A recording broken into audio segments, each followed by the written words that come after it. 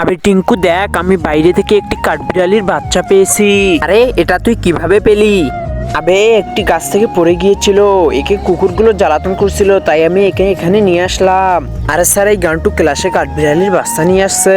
রে গান্টু, স্কুলটাকে তুই চিড়িয়াখানা বানিয়ে ফেলেছিস, কাল থেকে ওই কাঠবিড়ালির বাচ্চাকে নিয়ে আসবি না, বুঝছিস? ঠিক আছে স্যার।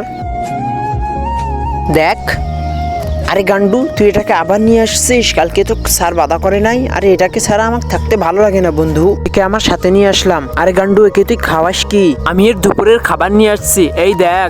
চল, ঠিক আছে, একে খাওয়াই, চল। কিন্তু তার আগে কোনটা তোমার কাছে সব থেকে বেশি দামি, এক বস্তা টাকা নাকি মা বাবা? যদি মা বাবা হয় তাহলে ভিডিওটিতে লাইক করে চ্যানেলটি সাবস্ক্রাইব করে দিও, আর যদি লাইক সাবস্ক্রাইব না করো তাহলে আমি বুঝে নিব তুমি মা বাবাকে একটুও ভালোবাসো না।